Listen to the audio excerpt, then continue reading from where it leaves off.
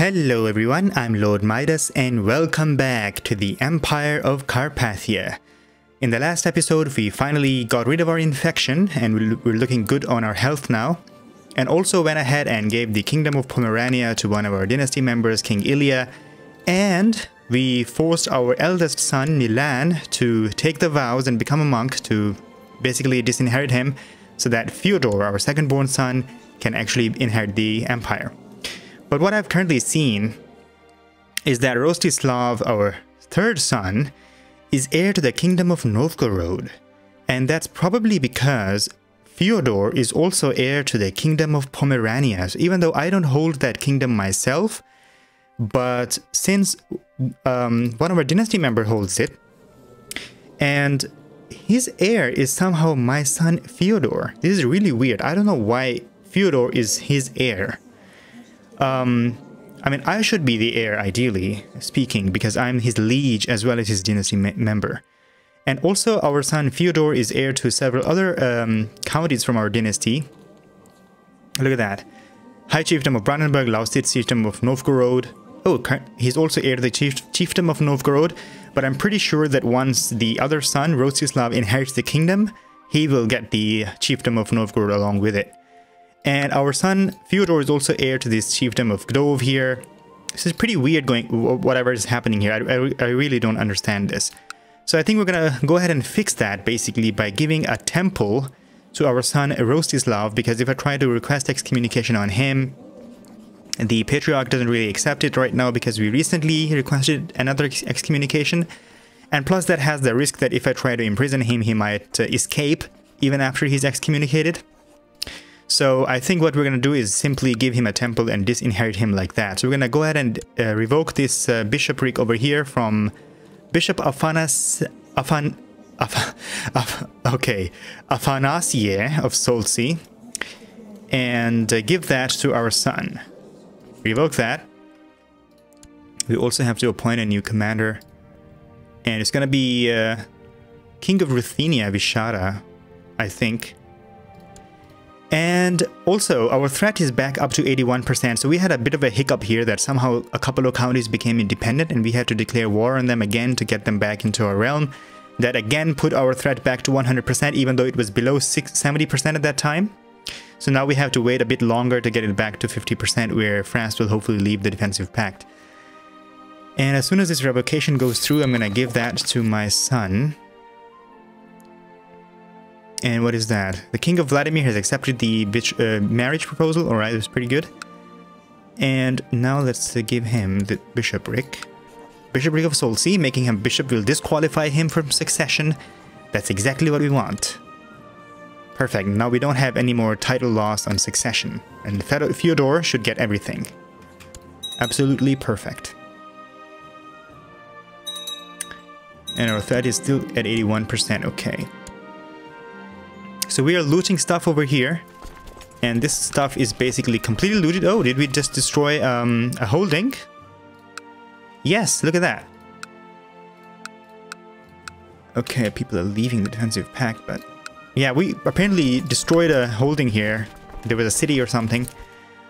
And there's a huge revolt going on in the Byzantine Empire, making it the prime time, I think, to go ahead and loot some stuff from them as well. So I'm going to put my retinues over here to loot that. And is France not part of the defensive pact? Because again, you know, this is the thing. I mean, people just leave the defensive pacts as soon as I load up the game. But this could be our chance, you know, to declare war on France directly, instead of having to, you know, wait for such a long time. Because, I mean, of course we could delay and do it the right way. Basically not try to exploit this bug, I would say. Like, we could spend like at least 5 or 6 more episodes trying to get down to the threat where we can declare the war on France, but I think that's going to be too tedious and quite boring. So this could be our opportunity to go ahead and declare war on France straight away. Exploit this bug situation that we've got going on here. But he did leave the defensive pact, so it's not really my fault, right? If I declare on him the great conquest of Bohemia. Over here.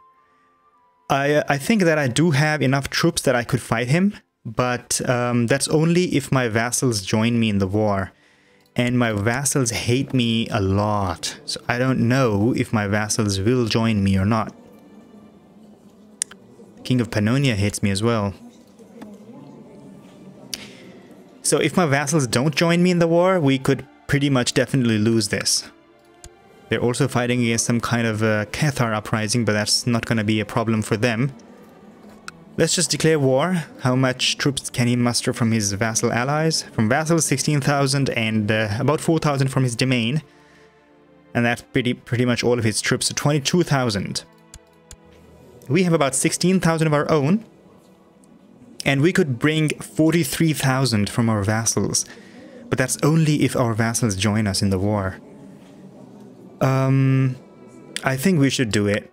Instead of trying to delay it further, I think we can definitely go ahead and try it and do a great conquest of Bohemia over here. We can't. Oh, we need enough prestige. We need 3,000 prestige in order to declare that. Okay, never mind. Yeah, we're not gonna get there anytime soon. And by the time we will get there, he will again join the defensive pact, and I will have to reload the game in order to make him leave it.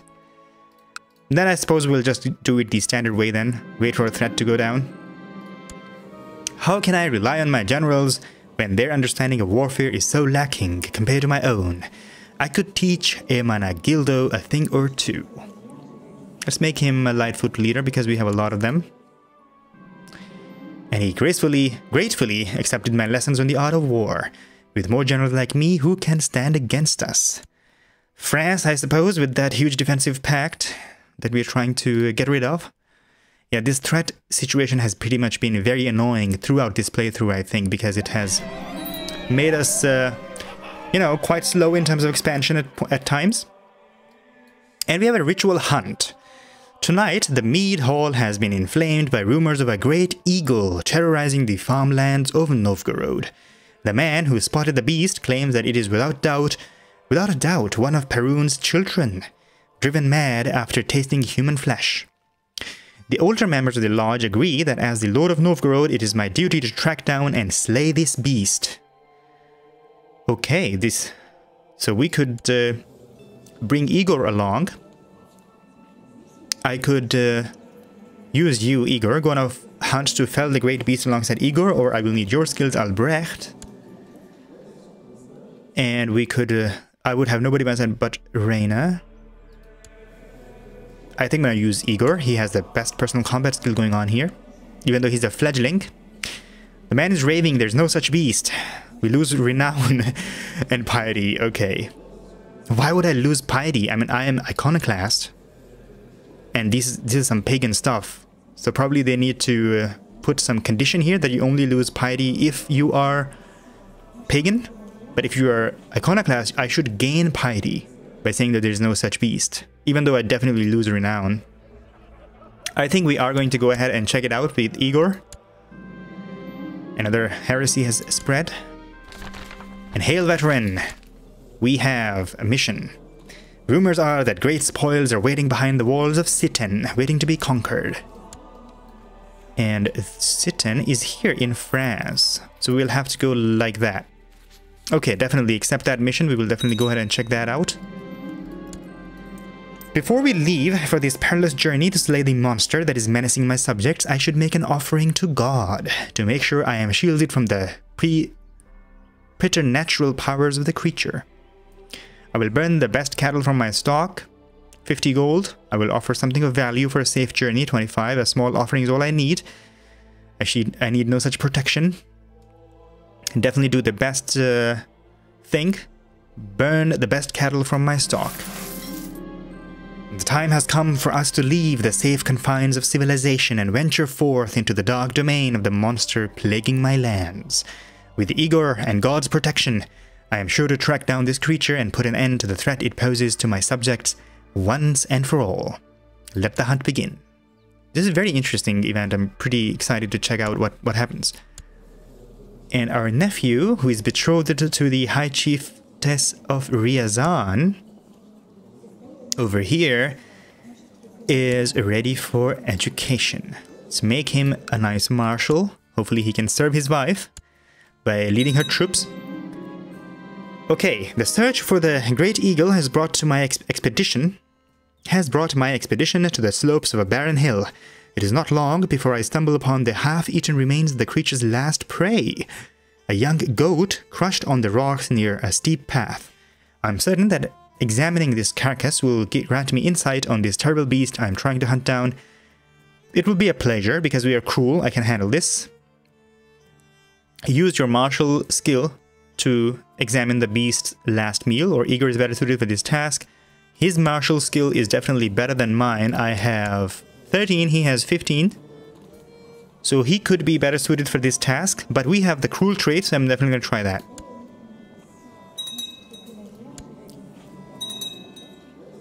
People are joining the defensive pact again.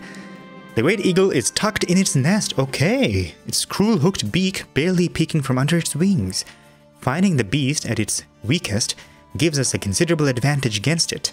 Yet we must also be careful not to underestimate this formidable opponent, especially now that we are so close to succeeding in our quest. Alright, that's very interesting. And look at that, we've got some tattoos going on our face because we're hunting somebody. He's got blood on his face, and I don't know, that doesn't really look like blood. Could be like dirt from all the traveling, or it could be some tattoos. Doesn't really look like tattoos though, could be just some dirt. And I know exactly how to deal with it. This option is available because of your hunting skills. We have hunting skills, we are brave for sure, but where's our hunting skill? I don't know if we have any hunting skills. Ruthless duelist, duel experience, adaptive strategy, warrior, merciless. I don't know which part of it is considered hunting skill. Probably maybe brave.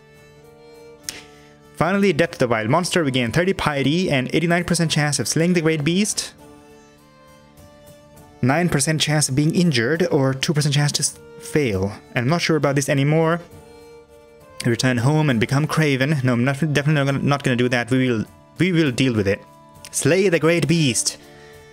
Gain 30 piety. Hunting skills. Okay. I managed to wound one of the eagle's wings as it takes off, leaving the beast unable to flee. The eagle screeches and leaps furiously towards me, its talons grasping for my eyes, but I am able to push it away while taking only a few scratches. More blood on our face now. As the bird clumsily tries to take flight, I throw my spear through its chest, bringing it down for good.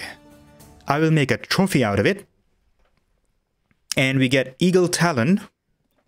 That gives us extra movement speed, personal combat skill, and 100 prestige.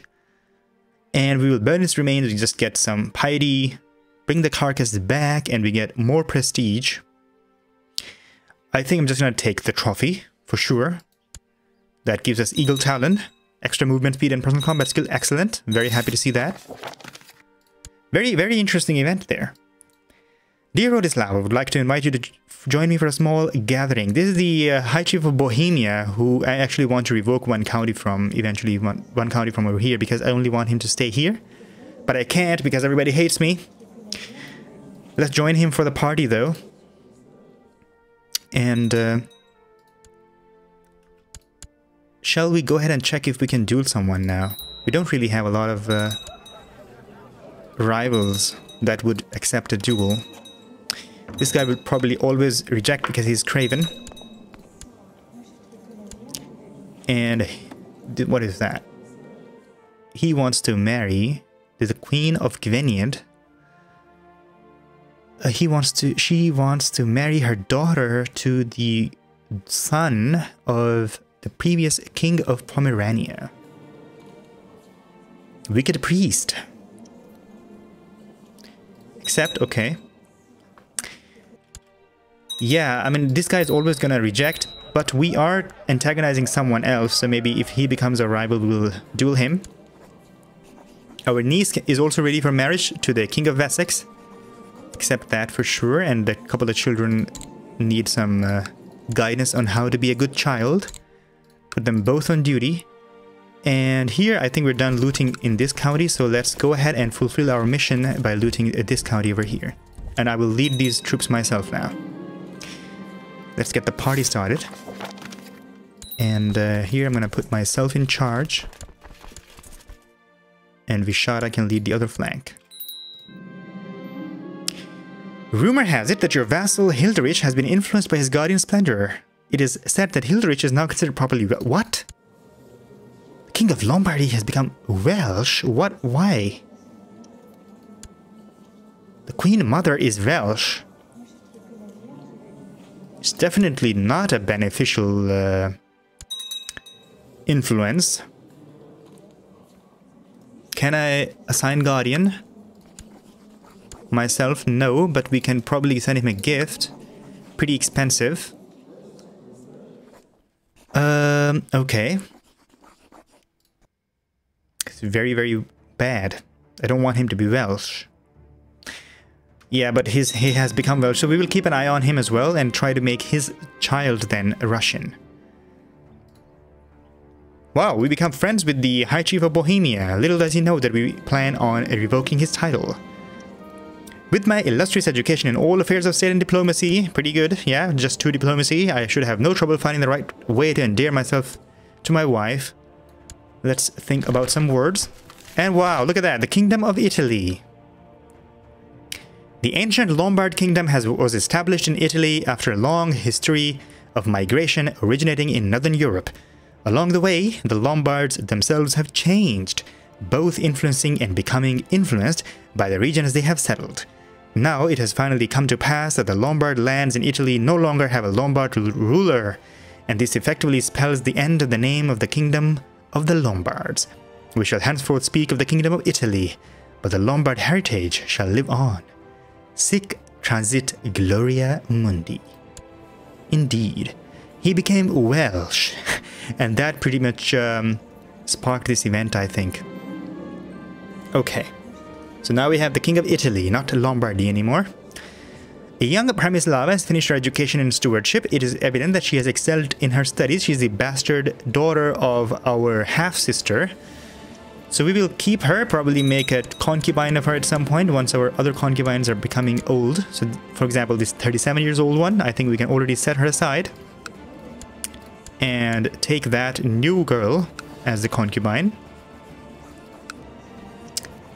Down over here, Przemysława. Sure. My words achieved the expected result. Our wife responded to my appeal for unity by telling me that she's in complete agreement with me and wishes only for us to be in good terms with each other. Wonderful.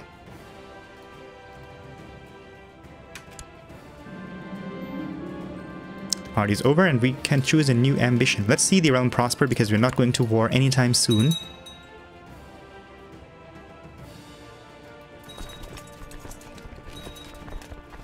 I don't know, what is that?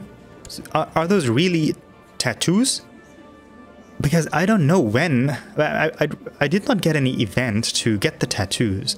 So it probably has itself related to the Eagle event. Because that's when I first time saw it. Another commander is going to be King of Vladimir. And our niece, who is the Chiefess of Novosil, in the realm of the High Chiefess of Ryazan, wants to marry our grandson, Volodar, who is the son of Milan Rodislavovich. Alright.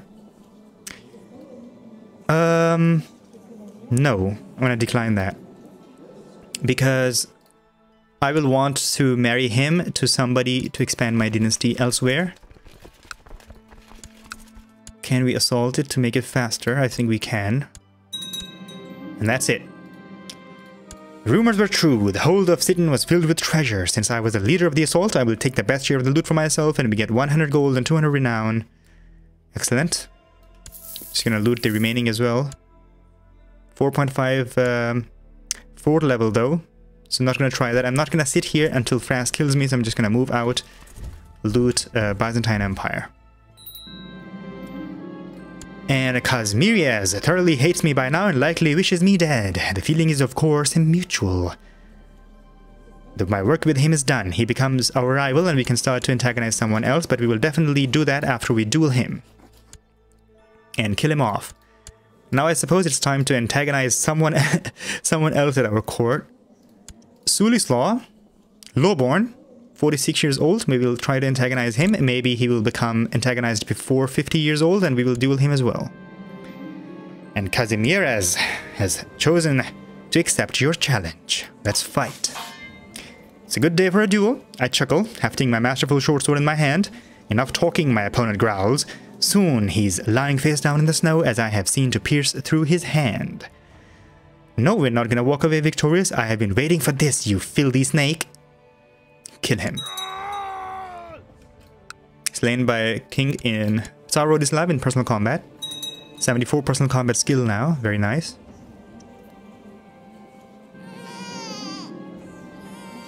A daughter was born to Volodar Vsevolodovich. Oh, that's pretty difficult names.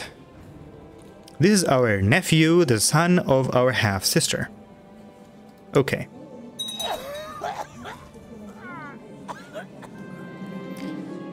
As I am beating a rabid dog in the yard, the little cur Volodar runs up and starts hitting me with a stick. I'll show the wild tadpole. He may become haughty, or how weak, how adorable. Let's make him haughty. As I turned, the dog bit me in the ankle and Volodar managed to get away, but has since been skulking around eyeing me with hatred. Curses. He also becomes our rival. Oh, we're making quite a few people our rivals, aren't we? And what is this? The Rostislav of Ruthenian Revolt. He's attacking the king of Ruthenia for Fedot's claim. I don't know who Fedot is. But okay, and he wants to marry his son. Quite a few sons, and all of them in martial education, it seems, or at least commanders. I mean, everybody has got helmets on their face. He wants to marry someone in our court. I think I will accept it then. Don't really see any reason not to. And hail, veteran! As members of the Champions of Perun, we strive to better ourselves with a sparring match. She's asked us to duel Vergava the Grinner. Accept it for sure. She just has 19 personal combat skill. And I think we have a lot of prestige. We could definitely go ahead and recruit some more retinues. Prestige-based ones. And also send them... Actually, we could just go to our limit straight away.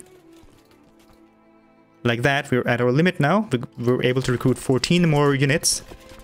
Send them down here.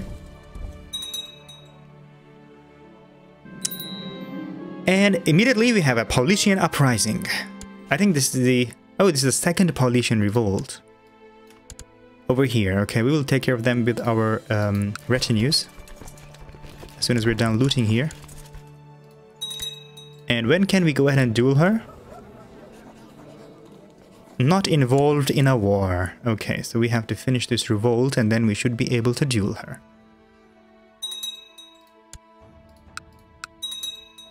Assault that one. And that one. And that one. Pretty fast looting here. And then go to the revolt.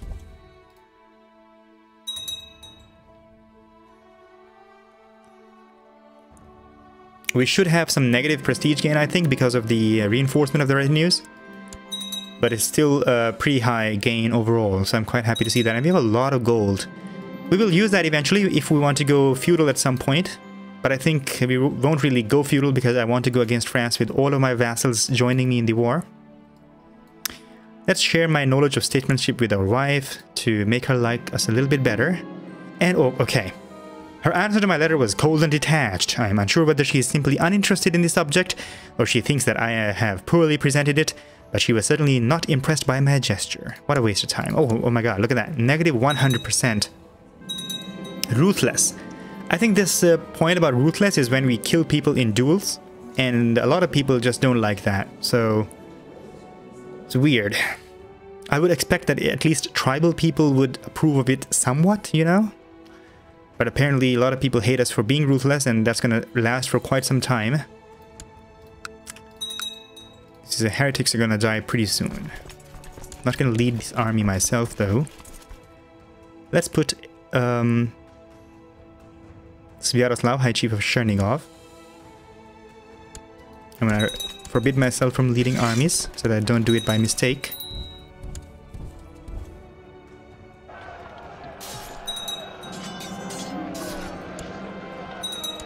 100%, and we are definitely going to execute him. And that reminds me, I think we should also go ahead and check the situation of our prisoners, but first let's duel this woman. And now let's check our prisoners. Well, we have a lot of them that could be banished for some reason. When 1 gold will be seized, if we try to execute her, it's tyrannical. And I think all of these people who can be banished could be tyrannical. Nope, not Volislava. She could be executed, let's do that. Beheaded. And this one can be banished for 18 gold. I'm going to do that. Ransom these people. Oh, we've got a prisoner from the Sultanate of Africa. I will wait. Maybe we can ransom her. And can we ransom her, actually? Ransom prisoner. Currently considering another offer. Yeah, that's why I want to wait. And banish that. I will wait for maybe we can ransom these other people as well. Banish these people that we can't execute.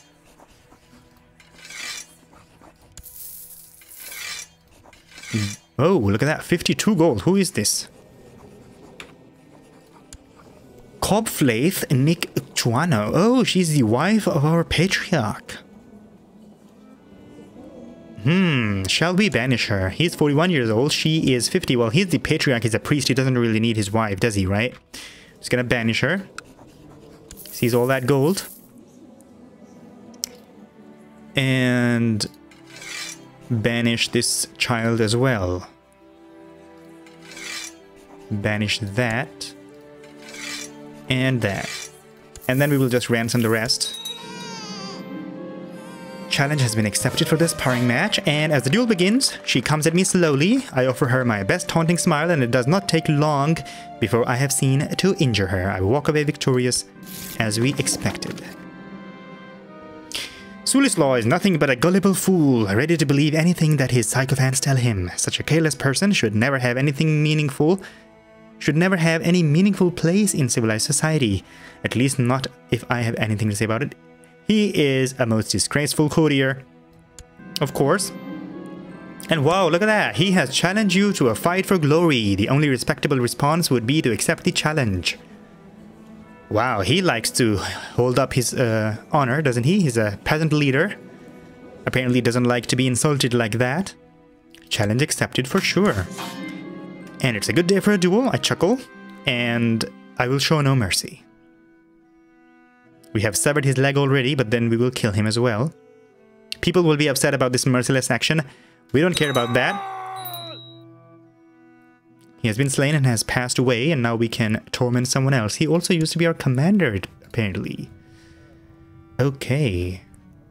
Then we shall appoint the King of Pomerania, Ilya, as the commander. And then we shall choose our next target for a duel. Let's antagonize... Who's that?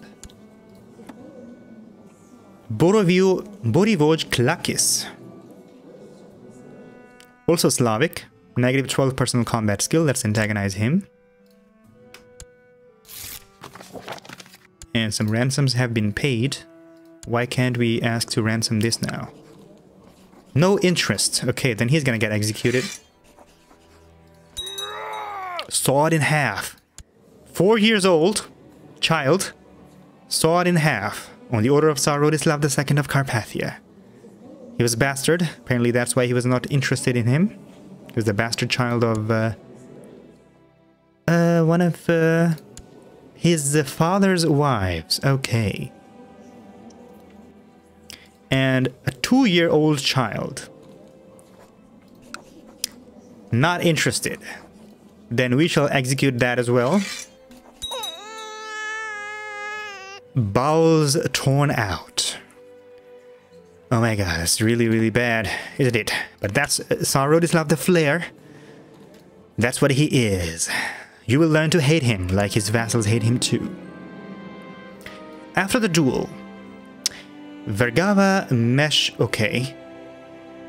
Mesh Sheravit asked me for advice on fighting. A little taken aback, I happily offered to train with her on occasion. Today she thanks me for being a good teacher and friend, she adds, dunking me on the back before she cocks her head in direction of the sparring grounds. She's 56 years old, but she still likes to train a little bit and improve. Again, why not, sister? Budding friendship. Let's combine these retinues and continue looting. Let's go back to Africa. I think it should be ready for looting pretty soon. We could also loot Venezia, but I think it's just too much work. Raising the ships and everything is just too much micromanagement, so I'm just going to stick with the looting the places on land. How can I rely on my generals when their understanding of warfare is so lacking? Let's make Chief Isiaslava Karelia also a Lightfoot leader. And he has accepted it, very nice. 72% threat though, it's going to take quite some time. This is the point where we were already a couple of episodes ago, and then we had to declare that couple of wars here and go back to 100%. But hopefully, if we can continue stacking up on prestige, we will be able to declare the war on France when I load up the game at some point and he leaves the defensive pact. He has produced a couple of children though. So this one is the heir to the Kingdom of France, whereas the other one is the heir to the Kingdom of Germany, Austrasia, Aquitaine, and Burgundy. Wow, wow, okay. The other one is heir to 4 kingdoms. Probably, hopefully, if he produces a couple of more children, the realm will split up even more, and then we should be able to win those 2 counties much easier. Another party at the High Chiefdom of Bohemia's place. Let's honor him by going to his place. We have attrition here for some reason, okay. Even within our own realm. What's up here? Normal winter. So let's combine them. And for the first time, I think we have a Rovaniemian Peasant Revolt. All the way north up here. Just 500 people. An Iconoclast Blessed has passed. And I'm just going to raise my levies to deal with that, I think. They should be able to deal with them. And our retinues can focus on looting over here. Combine them. Oh, we can't put it on looting now because... Oh, it's already at 100% because he declared war. Okay. He got killed by someone else apparently. Execute that. Hanged. And we can dismiss these troops. Put these back on looting. And go to Africa. And we will get there then in the next episode. So we just have to wait now at least until 50% threat, because that's when we should be able to declare a war against France.